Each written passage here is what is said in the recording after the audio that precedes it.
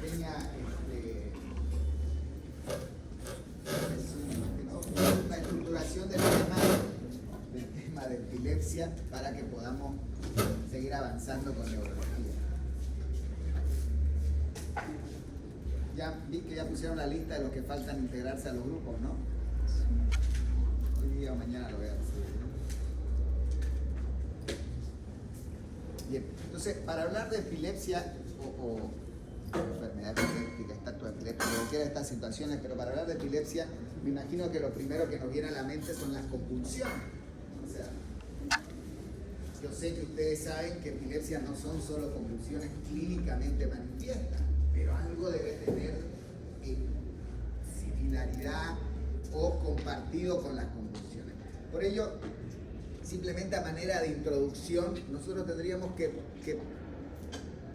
definir o conceptualizar qué viene a ser una convulsión y más o menos cómo se genera, cómo se produce, digamos, ¿no? Más allá de cuáles son los desencadenantes, la etiología hay diversas y hay algunas y no todas las situaciones son epilepsia, ¿no? Es más, la epilepsia es una de las formas de presentación de las convulsiones. Entonces, cuando hablamos de convulsiones, ¿de qué estamos hablando? ¿Cuál es la mejor forma de definir una convulsión?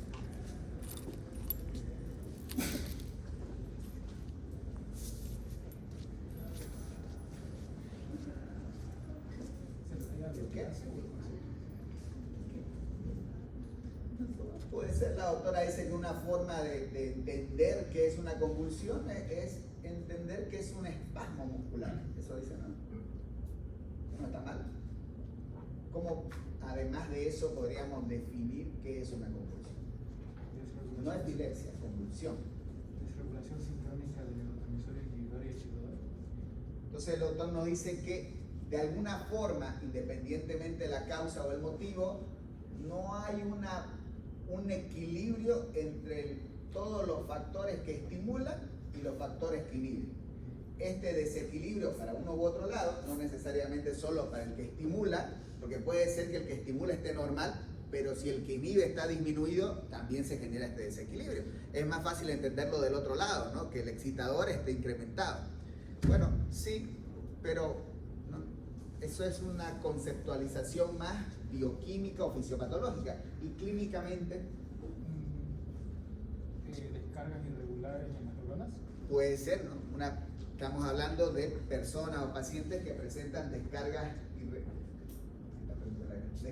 irregulares de grupos de neuronas, de manera repetitiva, que tienen un tiempo de duración, etc. ¿Alguna otra definición que podríamos darle a convulsión o a convulsiones?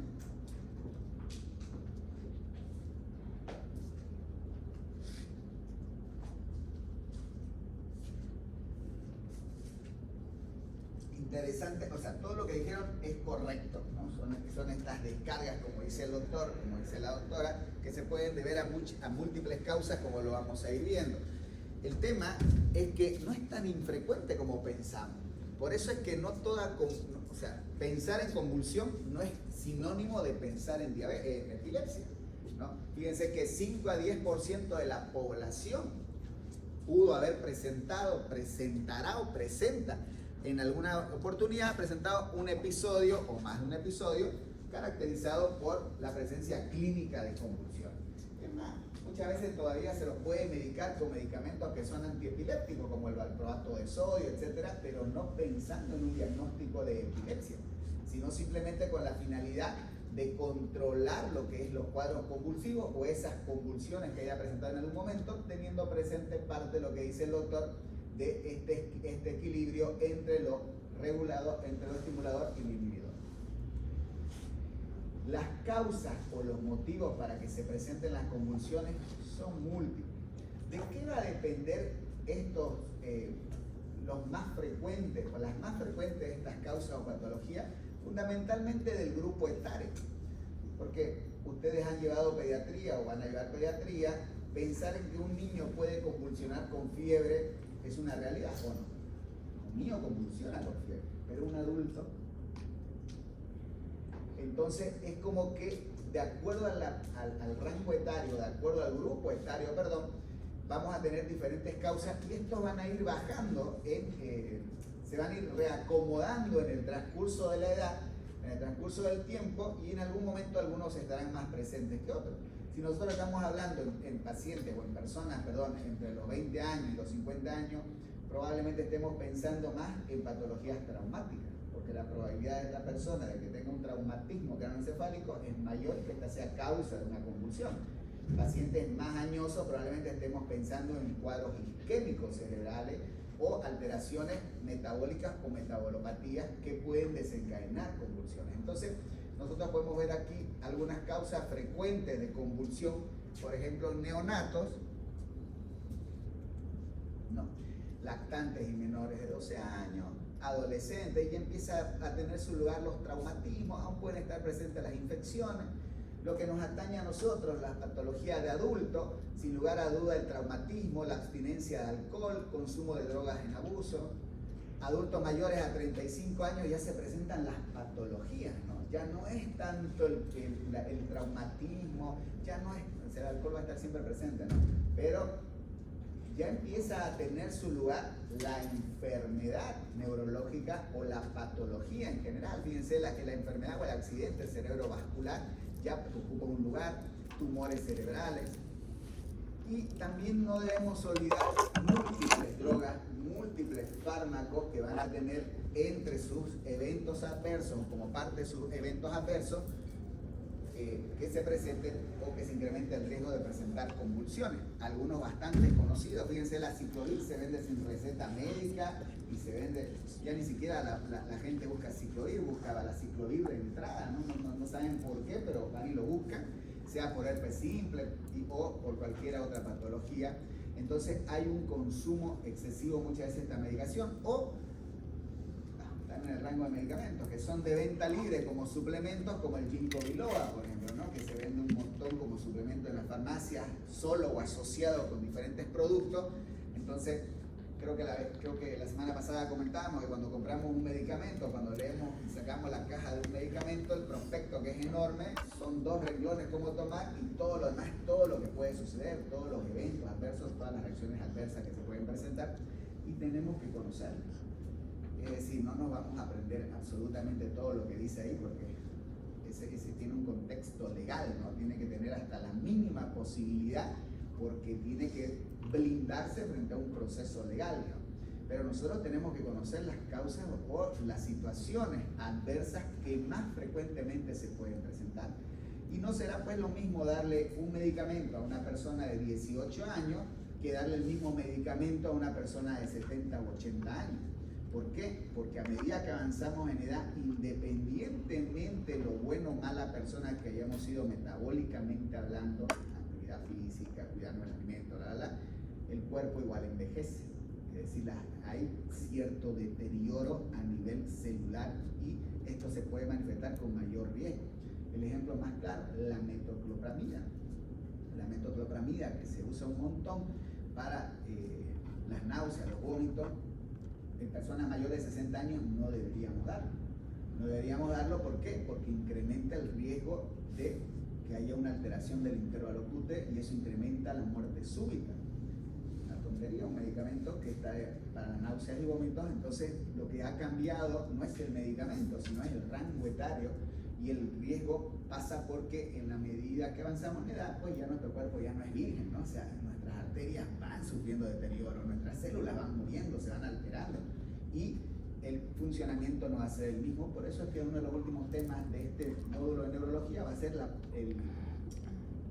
patologías o alteraciones relacionadas con el envejecimiento, porque ya no es como antes, donde llegar a los 60 años era una persona rara, 60, 75, y vemos, se desenvuelven de manera normal a los 80 años, 85 años, sin ayuda, sin nada. Entonces tenemos que tener presente, porque es diferente el comportamiento fisiológico y peor aún el patológico en estas personas, ¿no?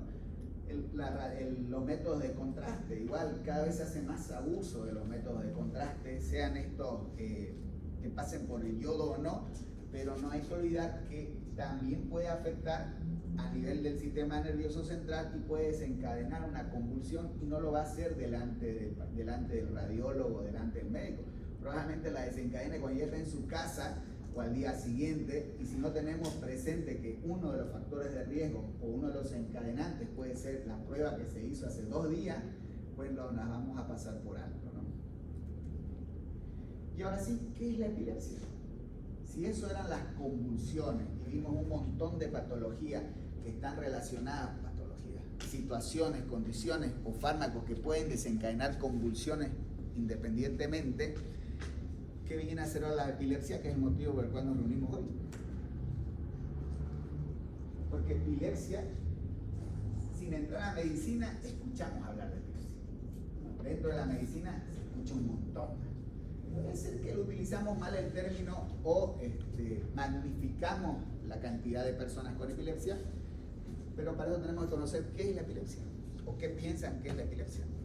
Trastorno neurológico crónico con afectaciones o síntomas epilépticos en una, ¿cómo se llama?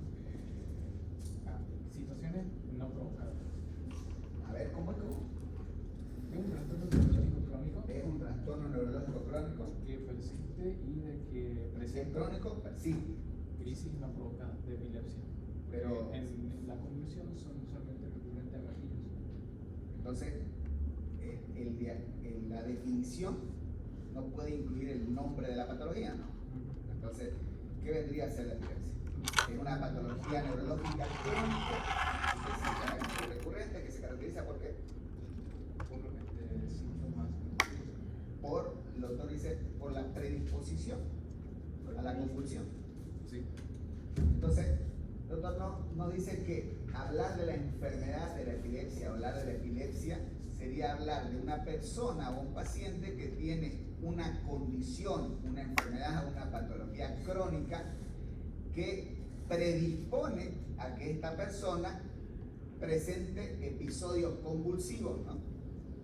O crisis convulsiva. Eso viene a ser la epilepsia, según lo que nos comenta el doctor. Y es precisamente eso, ¿no? Es la predisposición para generar estas crisis epilépticas. Por ende, tenemos que saber qué es una crisis epiléptica, ¿no? Es la presencia transitoria de síntomas o signos neurológicos debido a una actividad eléctrica anormal, excesiva y sincrónica de un grupo de neuronas del cerebro y que puede cursar con o sin alteración del estado o el nivel de conciencia. Es decir, no necesariamente la epilepsia requiere la pérdida de la conciencia. A veces eso es algo también que cuando hablamos de epilepsia, lo primero que nos imaginamos es una persona tirada en el piso y moviéndose con todo lo... No es así. Muchas veces las convulsiones pasan desapercibidas y no las notamos. Puede pasar como algo bastante superficial y eso podemos obviarlo o podemos no tomarlo como una convulsión. Y si nosotros no estamos pensando que esta persona tiene una predisposición a las crisis epilépticas, pues vamos a catalogarlo en algún momento simplemente como una convulsión que se puede haber presentado de manera esporádica o secundaria a algún fármaco o algún gatillo que se presentó esporádicamente y no estar hablando de un paciente o una persona con epilepsia. ¿Cuál es el mecanismo por el que se presenta esta patología? Y esto es lo mismo que vienen hablando ustedes desde fisiología. ¿Se acuerdan que en fisiología se habla todo el tiempo y nos cansa de que nos hablen de lo mismo, que es el potencial de acción y que los canales de sodio y los canales de potasio y que se genera la despolarización y la repolarización?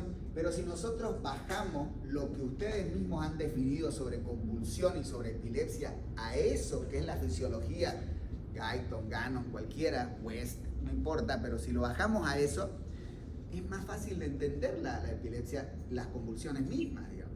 Porque todos dijeron hace un momento que lo que puede presentarse es un estímulo en exceso, que hay una disminución de un factor inhibitorio. Si eso nosotros lo llevamos al potencial de acción, no estaríamos hablando de la despolarización y la repolarización.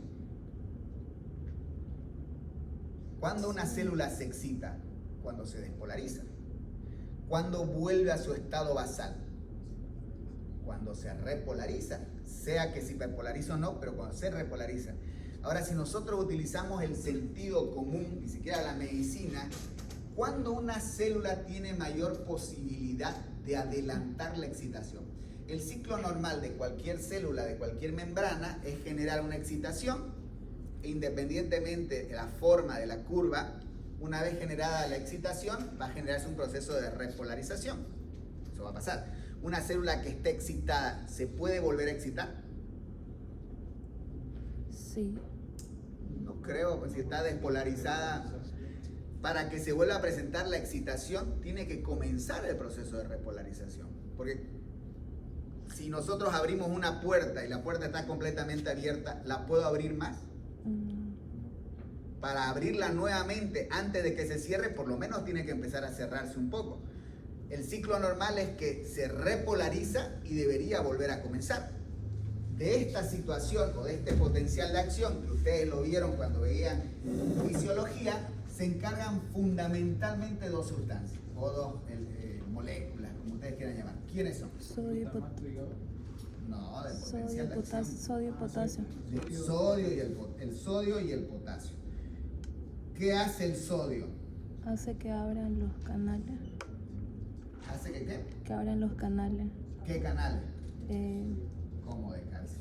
Para que entre el Estás estímulo. mirando para allá y me estás señalando que está entrando la doctora, digamos, ¿no? ¿Qué abren el sodio? Abren los canales para que haya el ¿Qué estímulo. canales? El canal de la célula. El canal de sodio. Pues no, o sea, pero bueno, sigamos. Entonces, ¿qué pasa? Las doctoras nos dicen que para que se genere la despolarización, estamos hablando de la despolarización, nosotros necesitamos la participación del sodio. Y ahí nos acordamos de fisiología, ¿no? Porque de aquí en más de fisiología un poquito, digamos, ¿no? Y decíamos que hay no es una línea, hay una franja que es el momento en el cual la célula está polarizada. ¿Qué significa que una célula esté polarizada? Más allá de que signifique que es su estado basal, eso no nos importa. Fisiológicamente, ¿qué significa que una célula esté polarizada? ¿Qué tiene? No, porque el potencial de reposo es totalmente negativo. ¿Qué significa que una célula esté polarizada? Ustedes lo han visto, estamos entrando a una época electoral, ¿no? No sé si son jurados o no, pero estamos entrando a una época electoral. Cerca de las elecciones, ¿qué nos dicen? Las encuestas están polarizadas. ¿Qué significa eso?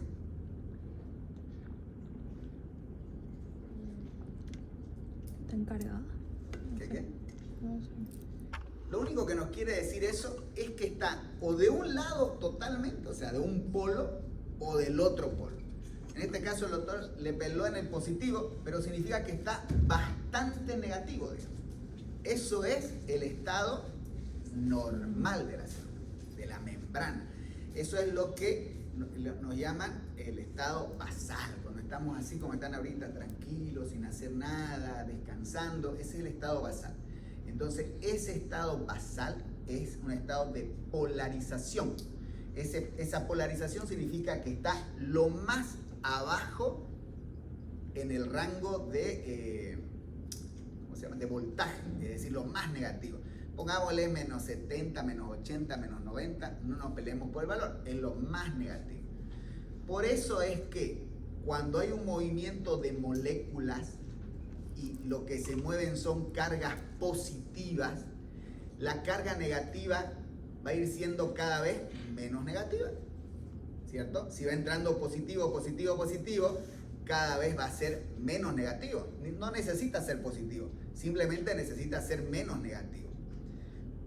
Va a salir de su polaridad, por eso se llama despolarización, digamos. Nada más que por eso, despolarización. Entonces, ¿quién se encarga de eso? El sodio. ¿Esto sucede rápido o despacio? Rápido. ¿Sucede? Rápido. Rápido, es violento. ¿Por qué es violento? ¿Por qué es rápido? Porque entra y sale. Algo así. Porque se mueve de golpe. Sí. ¿Pero por qué se mueve de golpe? Cuando nosotros hablamos de movimiento, en este caso moléculas, no de agua, de movimiento, el movimiento requiere sí o sí una condición. ¿Cuál es la condición que requiere el movimiento? ¿Cuál? Un estímulo. Bueno, es otra forma, pero en este caso hablamos de que para que se mueva una molécula requiere Un estímulo. gradiente, diferencia, ¿no? Menos el agua. El agua se mueve por otras formas y a veces se mueve en sentido contrario, ¿no? Cuando hablamos de gradiente, significa que se va de más a menos. Eso es lo que tiene que pasar. El más puede ser cantidad, voltaje, ¿cierto? Proporción, pero tiene que ir de donde hay más a donde hay menos, ¿ya? Si nosotros nos imaginamos, si se están aburriendo con lo fisiológico, me avisan, ¿ya? Porque después desvarío y me voy por las ramas y me van a decir, no hablamos de epilepsia, digamos. Entonces, ¿qué sucede? Nosotros tenemos en algún momento que está totalmente polarizado, pero para que el cambio de la polaridad sea tan brusco, mi sentido común me dice que el movimiento tiene que ser gigantesco, ¿no? Porque si el movimiento fuera de poquito en poquito, se iría registrando lentamente. En cambio, cuando nosotros registramos la despolarización, es casi una línea recta, digamos. Entonces, para que sea un movimiento tan rápido y que parezca, aunque no lo es, aunque parezca una línea recta, nos habla de que el movimiento del sodio tiene que ser grande, tiene que ser una gran cantidad de sodio, es decir, un montón de carga positiva de repente se movió e hizo que bruscamente lo negativo sea menos negativo, ¿cierto? Esto se da gracias a qué características que tienen esos canales de sodio, que, alerta de spoiler, se llaman canales rápidos de sodio. ¿Qué hace que sean canales rápidos de sodio?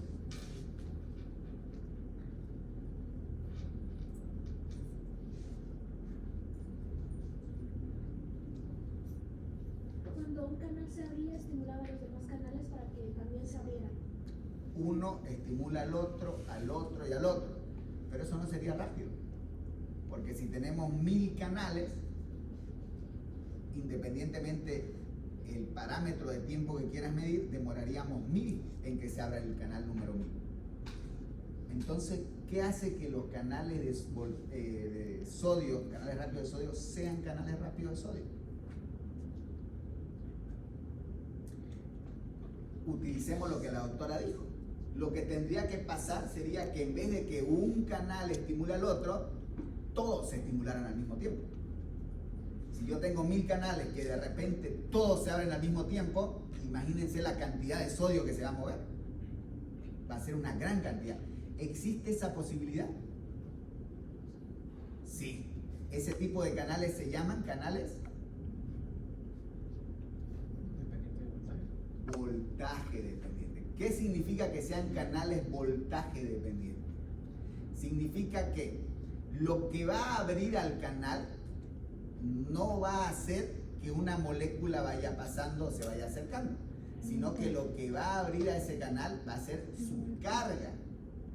Pero ¿cómo se entiende que se abren todos al mismo tiempo? Es como que entre canal y canal tenemos agua y es el voltaje del agua el que cambia.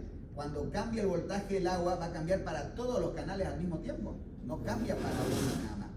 Y al cambiar para todos al mismo tiempo se abren todos los canales y tenemos un gran movimiento de sodio. Estos canales de voltaje dependiente son los que nos van a permitir que se genere la despolarización. Una vez que se despolarizó, el cuerpo entiende que ya no estamos en reposo. Porque dijimos que lo normal era que esté polarizado. Ese es lo basal. Entonces el cuerpo entiende que ya no estamos en reposo. Y si el cuerpo entiende que ya no estamos en reposo, en fisiología también nos enseñaron que existe la homeostasis.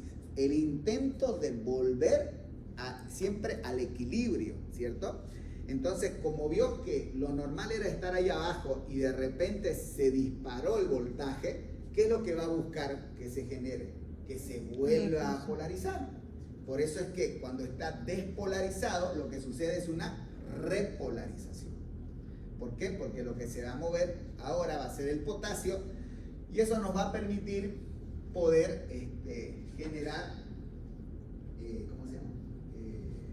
Que se vuelva a repolarizar para que se prepare nuevamente la despolarización, ¿no? ¿Qué cambia o qué lleva a que se presente este cambio paroxístico? Exceso de glutamato, déficit de GABA, descarga sincronizada cortical, lo que dijeron.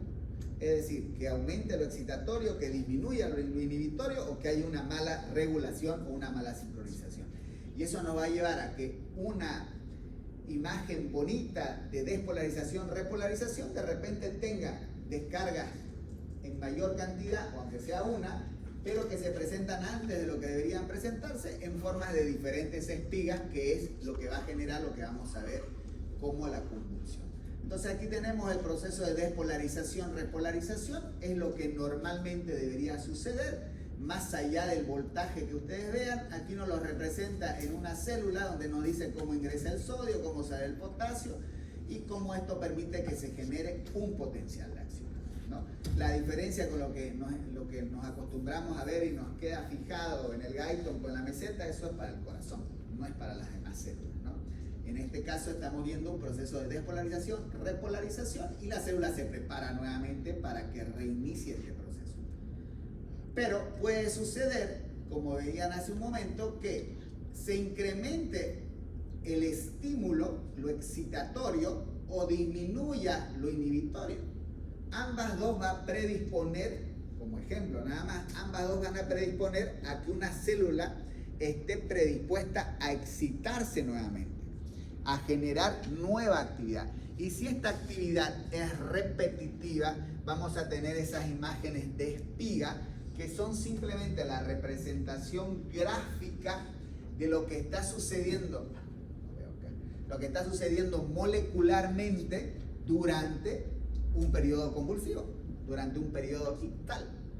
En este caso nosotros traemos esa convulsión a una convulsión en el contexto de la epilepsia, ¿no? Eso es simplemente lo que sucede. La clasificación, ¿cómo se clasifica la epilepsia? Esta es la clasificación actualizada, es la clasificación 2025, se ha aumentado una, eran 3, ahora son 4, pero no es nada complicado, ¿no? Donde nos complica es que comparten todas una situación o una condición.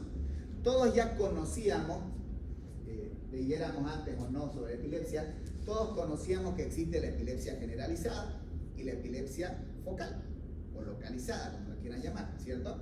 O escuchamos hablar en algún momento. Y nos repiten, ¿no?, que sí hay una epilepsia que puede ser focal, la epilepsia generalizada, pero hay algo entre medio. Hay una epilepsia que no es que no sea una y otra, sino que desconocemos si es que es focal o es generalizada. La confusión con esta es que va a haber un tipo de epilepsia más, que es la que no lo podemos clasificar. Es decir, no estamos ni de un lado ni del otro lado. ¿Qué es lo que aquí pueden ver el estado de conciencia, que puede estar preservado, puede estar con pérdida de la conciencia o alteración de la conciencia? Y lo que comparten todas es que en todas las situaciones se pueden presentar las convulsiones tónico-clónicas. No es como asumimos habitualmente o como nos imaginamos que es patrimonio de la generalizada.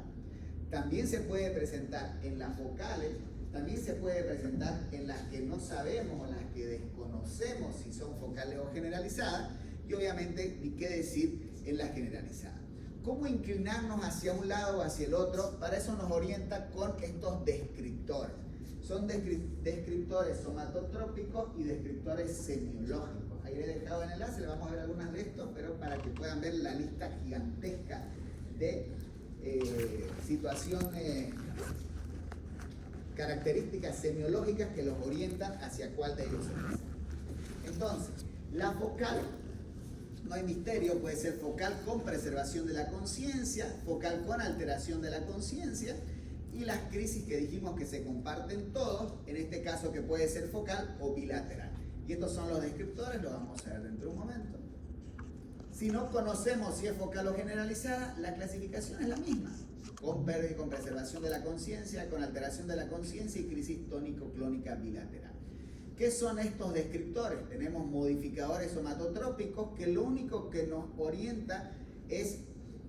sirve para orientarnos qué parte del cuerpo es la que se está afectando durante la convulsión, el lado izquierdo, el lado derecho, si es bilateral simétrico en ambos lados o es bilateral pero asimétrico, y si se acompaña con alteración o movimientos de otras partes del cuerpo.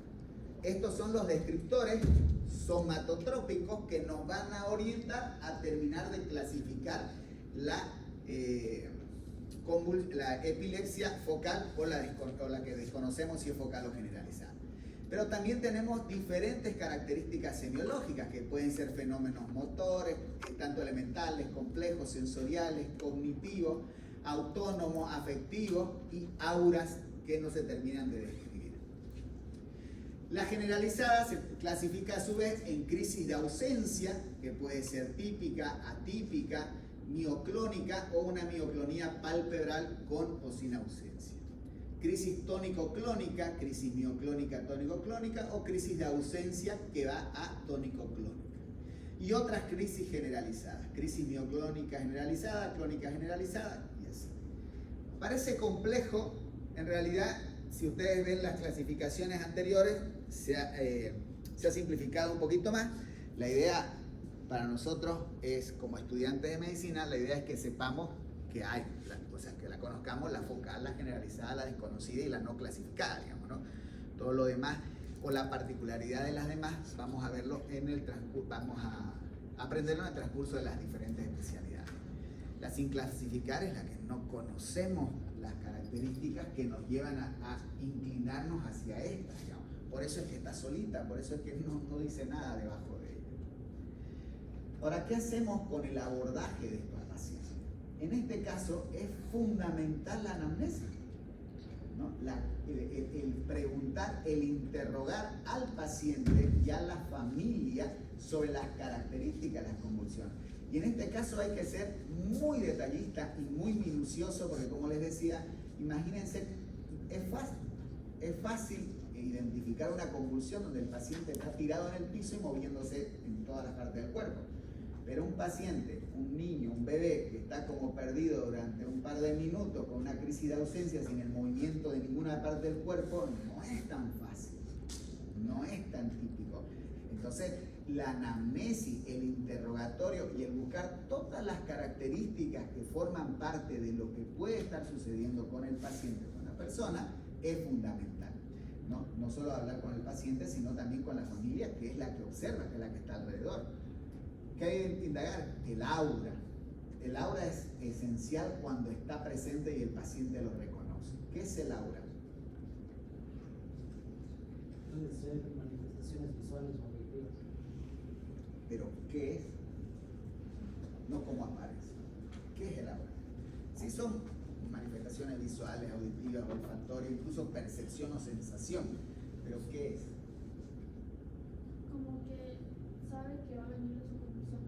O sea, algo así. Es la etapa prodrómica, ¿no es? Es el previo al la.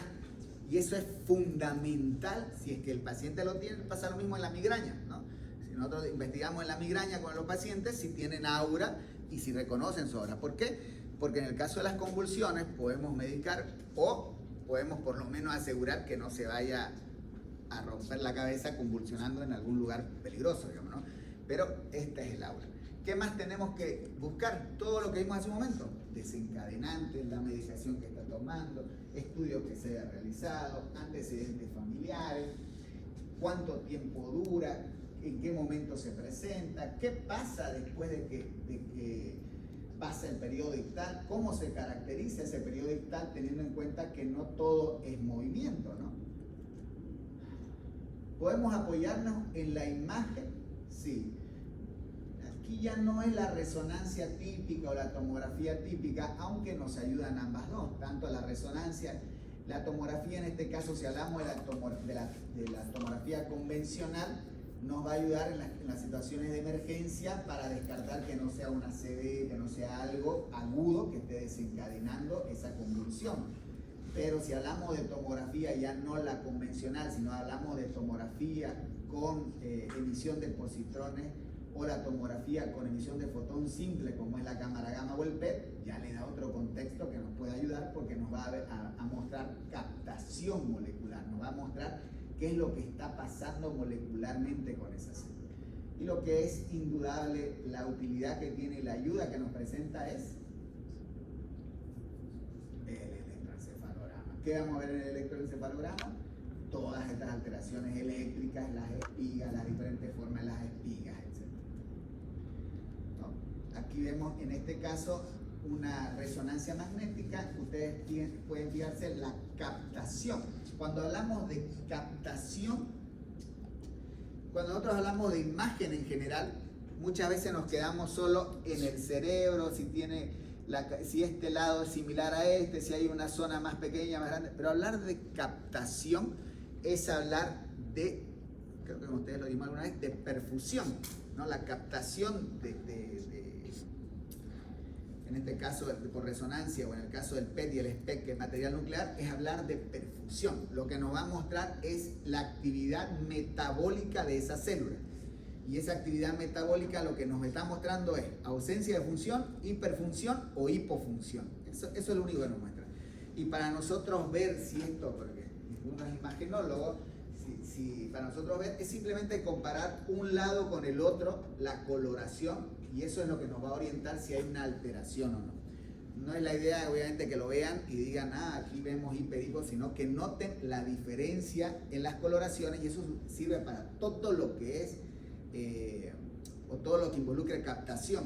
No importa si es cerebro, tiroides, hueso, tubo digestivo, corazón, todo funciona de la misma forma, ¿no? Entonces nosotros podemos ver si hay hipocaptación, hipercaptación, y eso nos está hablando de metabolismo. ¿Por qué nos habla de metabolismo? Porque hablamos de perfusión. ¿Para qué nos sirve esto en la epilepsia? Bueno, al evaluar a un paciente con epilepsia, para buscar las causas, para ver qué es lo que está desencadenando la epilepsia en este paciente. Porque dependiendo la causa, si es estructural, si no es estructural, nos puede orientar y nos puede guiar al tratamiento dirigido o especializado, y no simplemente evitar que convulsionen. Entonces, nosotros no vamos a poder avanzar hacia el tratamiento específico dirigido si no conocemos la causa. No siempre la vamos a llegar a conocer, y nos vamos a concentrar en esos casos en controlar las convulsiones, en utilizar medicamentos anticonvulsivantes o antiepilépticos que lo que eviten, independientemente de lo que se haya generado, que convulsione nuestro paciente, ¿no? Y lo típico, esto, el electroencefalograma, donde vemos las espigas que se presentan y que nos están mostrando la actividad convulsiva, ictal, epiléptica en este paciente. ¿Nos ayudan todos los otros métodos complementarios? Sí, seguro que sí. Si ustedes, por ejemplo, ¿por qué le pedirían función renal a un paciente en el cual están sospechando epilepsia? Función renal hablamos de urea y creatinina, básicamente, ¿no? Pero ¿por qué le pediríamos? Los riñones están un poquito abajo del cerebro, digamos, ¿no? ¿Qué me aporta conocer la función renal en un paciente que acude por una convulsión y que yo estoy pensando en que lo que sucede es un cuadro epiléptico? Si la función renal está alterada, puede haber una intoxicación. O sea, no intoxicación, pero se me fue lo que... ¿Podría haber una encefalitis urémica? Lo que se puede presentar, como dice el doctor, es un síndrome urémico caracterizado por estas manifestaciones neurológicas, que es lo que dice la doctora también, ¿no? No se va a eliminar las toxinas del organismo, y eso va a llevar no solo en el síndrome urémico, en la encefalopatía hepática, también podemos presentar, ven, creo que está glucosa por ahí, ¿no? También en los cuadros de hipoglicemia también se nos pueden presentar estas situaciones que nos pueden llevar por alteración metabólica a que los pacientes presenten convulsiones. Y esto es fundamental, como les decía hace un momento, así de importante que es conocer que este paciente tiene un tumor en el cerebro, y que este tumor en el cerebro es el que está desencadenando los cuadros convulsivos. Es igual de importante que este problema de que este paciente tiene un síndrome urémico, y que lo que necesitamos es dializarlo, necesitamos mejorar esa función renal o trasplantarlo para evitar también que esto suceda, ¿no? Algunos valores de riesgo, o algunos valores que nos tienen que hacer sospechar que probablemente sea consecuencia de esta alteración en la bioquímica del paciente, para poder tenerlo en cuenta. ¿Cuál es el gran simulador de la epilepsia? El síncope. Más que las crisis psicógenas, más que los trastornos metabólicos, el síncope. ¿Qué es el síncope?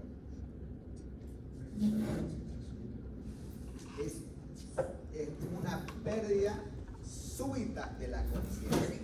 Hasta ahí se podría asemejar a una convulsión.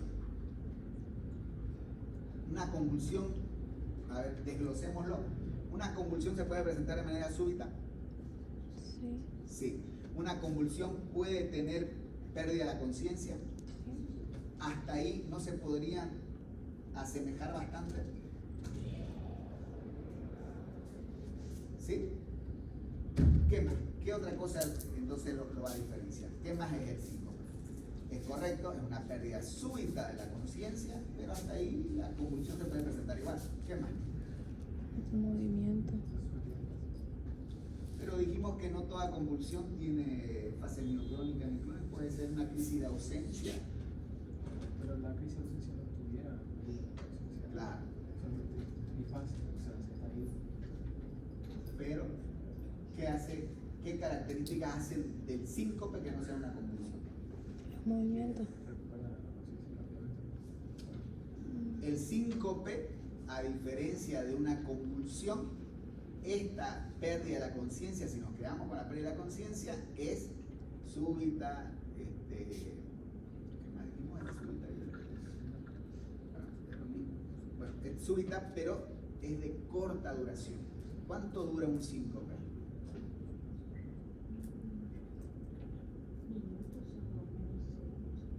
Pero entre minutos y segundos hay una gran brecha. ¿Cuánto dura el síncope? 20 segundos, o sea, generalmente el promedio es menor a 20 segundos, digamos. Y posteriormente el síncope tiene una recuperación ad íntegro, ¿no?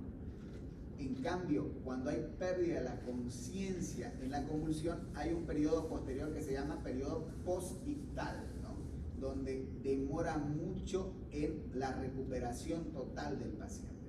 Entonces, el gran simulador de la convulsión es el síncope. En realidad, es más en el otro sentido, digamos, ¿no? Es decir, no es que la convulsión simula el síncope, sino que muchas veces nosotros interpretamos mal el síncope y no estamos frente a un síncope, ¿sí? Y esto, una de las preguntas que, por ejemplo, el doctor resaltó hace un momento, que es fundamental, es que en la convulsión tenemos opciones de conciencia alterada o no alterada, o sea, normal o sin alteración de conciencia o con alteración de la conciencia. En el síncope, paciente que les relata el desmayo, nunca sincopó. Y eso se van a encontrar muchas veces. El paciente les cuenta su desmayo. Eso no es síncope. Entonces, podemos buscar otros caminos, podemos seguir en otra dirección, pero eso no es síncope. Entonces, nosotros debemos investigar en los diagnósticos diferenciales, si bien pueden haber muchos diagnósticos diferenciales, uno de los grandes imitadores va a ser el síncope. Las crisis psicógenas, no sé si lo correcto es decir el síndrome conversivo o no, digamos, ¿no? Pero sí se presenta, vivimos en una situación de mucho estrés. El estrés ya no es interpretarlo solo como tensión, sino que hay una alteración orgánica que sucede dentro del cerebro y que afecta todo el cuerpo. Y hoy es frecuente ver personas o personas, no pacientes, que por algún motivo se están internando para manejo del estrés. Ayer, por ejemplo, un colega, viejo candidato a diputado, me dice que está internado en una clínica por estrés, digamos, ¿no? Medicado y todo. Entonces, cada vez es más frecuente y hay que tenerlo presente. Y los trastornos metabólicos es sospechado. Lo más frecuente en los trastornos metabólicos, más que el síndrome urémico, que sí se puede presentar, al menos en una persona aún sin diagnóstico de falla renal o de insuficiencia renal o lesión renal, es la hipoglicemia. Y el primer paciente que hace hipoglicemia es el diabético. ¿No? Ustedes fíjense, bueno, lo vamos a ver cuando veamos diabetes, creo que es un tema separado, hipoglicemia, pero ustedes fíjense que el valor para catalogarlo como hipoglicemia al diabético es diferente al que manejamos para el resto de las personas. Entonces, siempre hay que tener presente estos trastornos metabólicos porque pueden estar invitándonos, o sea, pueden estar llevándonos una confusión y no tratarse de un cuadro epiléptico, sino estar frente a otra situación. El tratamiento que también nos dice esta actualización de la epilepsia parte de, primero, encasillar si es posible en qué tipo de epilepsia, es decir, si es focal, si es generalizada, si está entre medio de ello. Segundo, identificar la causa, si esta es estructural, si esta es orgánica o, en palabras sencillas, si esta tiene un tratamiento específico que me permita revertir lo que está sucediendo. Para el resto, lo que vamos a tener disponible son medicamentos para controlar las convulsiones. Y cada vez ganando un espacio mucho más presente, y hoy se lo hace como recomendación precoz, la cirugía, cuando es una indicación, la cirugía para tratar la epilepsia, ¿no? ¿Cuáles son los principios generales que debemos tener a la hora de medicar farmacológicamente a estos pacientes? Que no es como tratar al paciente cardiópata, donde en el momento que le diagnosticamos una patología cardiovascular sale con 6 medicamentos. En este caso hay que tratar de darle la menor cantidad de medicamentos a la menor dosis posible, pero alcanzar esto de manera paulatina, de manera progresiva, ¿no? Por eso es que el énfasis es iniciar mi monoterapia a dosis baja, ir titulando es ir incrementando de manera gradual, pero no a la dosis máxima, sino a la mínima dosis que nos garantice o nos permita controlar las convulsiones. Eso es lo que buscamos, alcanzar la mínima dosis. ¿Por qué alcanzar la mínima dosis? Porque de esta manera evitamos el riesgo, o no evitamos, disminuimos un montón el riesgo de eventos adversos, de eventos secundarios, ¿no? ¿Por qué una sola droga? Porque mientras más drogas consumimos, mientras más medicamentos tomamos, menor adherencia va a tener el paciente, ¿no? Uno de los fracasos de la adherencia al tratamiento es el número de drogas y la cantidad de tomas de un medicamento, digamos, ¿no? Entonces, al principio, por susto, si ella convulsiona en este momento y le indican 5 medicamentos, si se asusta, si se asustó por la convulsión, seguro que los va a tomar. Pero de aquí a un mes, cuando ya no haya convulsionado de nuevo, va a empezar a soltar uno, va a empezar a incumplir con el horario y de repente en 3 meses va a estar sin medicamento y el 5.º mes convulsionando de nuevo y todos preguntándonos por qué convulsionó si estaba medicada. Entonces, debemos pensar en la adherencia. Y la adherencia del tratamiento, parte de la adherencia del tratamiento es la cantidad de drogas y la cantidad de tomas de la droga. Por eso es que hoy se hace mucho énfasis con las polipíldoras, ¿no? Elección por tipo de crisis. Hay un montón de medicamentos, ¿no? Aquí están los más utilizados para las focales, para las generalizadas tónico-clónicas y para la crisis de ausencia. Tenemos estas medicaciones, probablemente uno de los más utilizados es el ácido valproico, tenemos mucha carbamazepina, entonces tenemos que tratar de manera sencilla, tratar de identificar un medicamento. No somos especialistas en neurología, no lo vamos a ver desde el punto de vista de neurología, sino desde el punto de vista de la medicina y de la clínica en general, donde nosotros podemos identificar un medicamento, no sé si es el ideal, porque vamos a ver cuáles son los ideales o a qué se refiere con ideal, pero un medicamento como primera elección o primera línea para tratar cada uno de estos tipos de epilepsia. En cuanto a la farmacocinética de los medicamentos, tenemos algunos medicamentos que son más ideales que otros, tanto por su biodisponibilidad, por su absorción, por la forma en la que actúan y por la forma en la que inhiben o cortan las convulsiones, pero nuestra elección, nosotros pondríamos esto en la balanza una vez que ya hicimos la primera elección, ¿no? El primer tamizaje. Lo primero que vamos a elegir es la droga en función al tipo de convulsión de la epilepsia. Una vez que tengamos el tipo de epilepsia elegido o seleccionado, identificado es la palabra correcta, en ese contexto de droga veremos si hay un fármaco ideal y ese va a ser el que le vamos a indicar. No vamos a partir del fármaco ideal y de ahí es más que ir viendo si se puede encasillar o no al tipo de convulsión. Bueno, hay fármacos que tienen mayor cantidad de reacciones adversas que otras. Siempre que vamos a indicar algún fármaco antiepiléptico, anticonvulsivante, tenemos que conocer las causas más frecuentes, pero no solo nosotros, lo tiene que conocer la familia y lo tiene que conocer el paciente, ¿verdad? Parte del algoritmo que deberíamos seguir en el paso a paso. Hablamos de la sospecha clínica, ¿no? Es decir, por las características del paciente, hacer un buen interrogatorio. Debemos continuar como cualquier otra evaluación en el sentido de sospechar, y una vez que abordemos los métodos complementarios, ir desde lo, no es lo usual o característico, sino desde la bioquímica sanguínea, que nos va a ayudar a identificar también causas metabólicas, y de ahí en más a la imagen. La imagen o la neuroimagen, la utilidad que nos va a brindar es identificar el daño estructural o el daño orgánico. Y repetimos, ¿cuál es la finalidad de identificar este daño orgánico o estructural? Es poder dirigir el tratamiento específico o especializado que nos ayude a revertir o eliminar el cuadro del paciente. Caso contrario, tratamiento farmacológico para cesar o disminuir las convulsiones. Afortunadamente, los fármacos son exitosos y controlamos, porque vamos a ver más adelante, controlamos en la gran mayoría de los pacientes las convulsiones, más del 60%. En el caso del estado epiléptico, el estatus epiléptico, ¿no? Nosotros tenemos que tener estos conceptos, tiempo T1 y tiempo T2. ¿Qué es el tiempo T1? Marca el momento en el que la crisis es anormalmente prolongada y requiere un tratamiento inmediato. Y el tiempo T2 supera el tiempo T1 porque ya existe un daño neuronal permanente y ese paciente va a quedar con secuelas, ¿no? En el tiempo de inicio del tratamiento, para el estatus convulsivo generalizado 5 minutos, el estatus focal con o sin conciencia 10 minutos y el estatus de ausencia 10 a 15 minutos.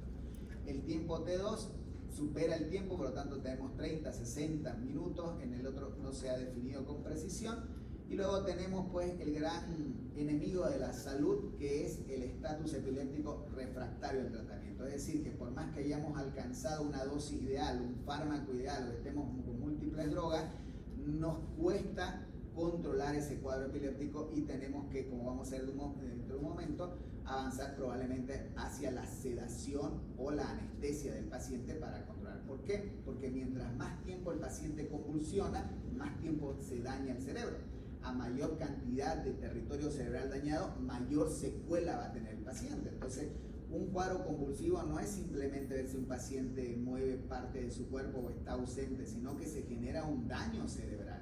Y ese daño cerebral puede llevar a secuelas que pueden condicionar su calidad de vida. El manejo va a ser escalonado. En los primeros minutos, como en todo, tener en mente el ABC, ¿no? La vía aérea, la ventilación, la circulación. Garantizar el ingreso de oxígeno, obviamente medir o cuantificar la glucosa o la glicemia capilar, porque probablemente estamos con un cuadro de hipoglicemia y el paciente está entrando en una encefalopatía metabólica y no con un cuadro de epilepsia o una convulsión.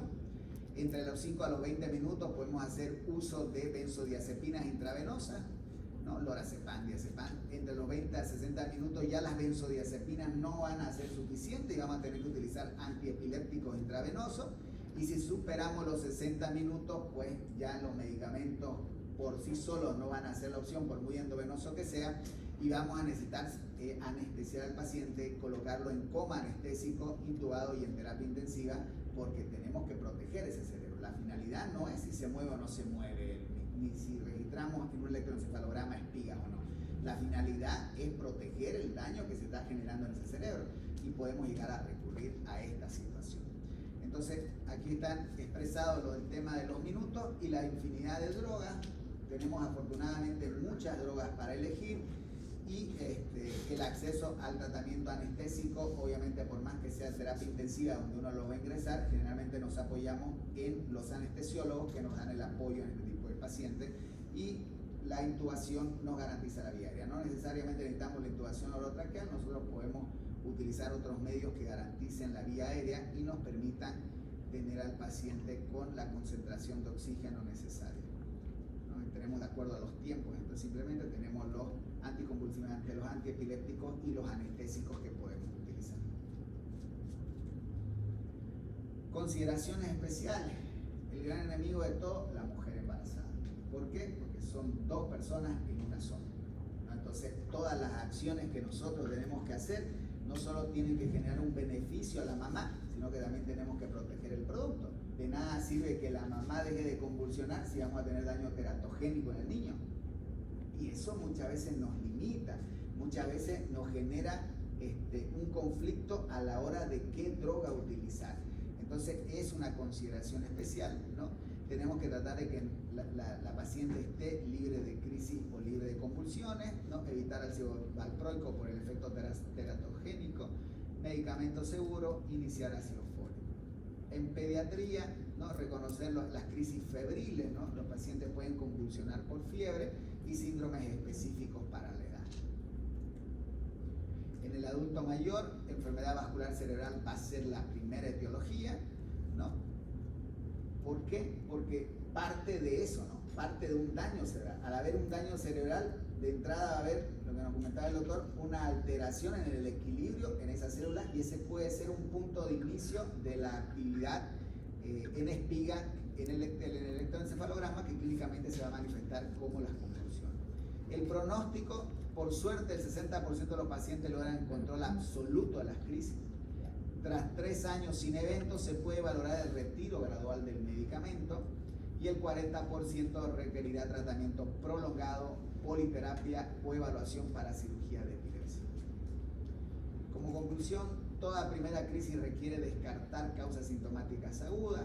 El tratamiento debe ser individualizado para cada terapia, obviamente priorizando la monoterapia, y el estado epiléptico es una emergencia tiempo dependiente. Es decir, mientras más tiempo, por un lado lo podemos ver como desde el lado del paciente, es decir, mientras más tiempo convulsiona el paciente, mayor daño cerebral hay, pero también lo podemos ver desde el lado de la medicina diciendo que mientras más retrasamos el tratamiento y el control de las convulsiones, mayor secuela va a tener ese paciente. ¿Entendieron? ¿O se durmieron? No es complicado.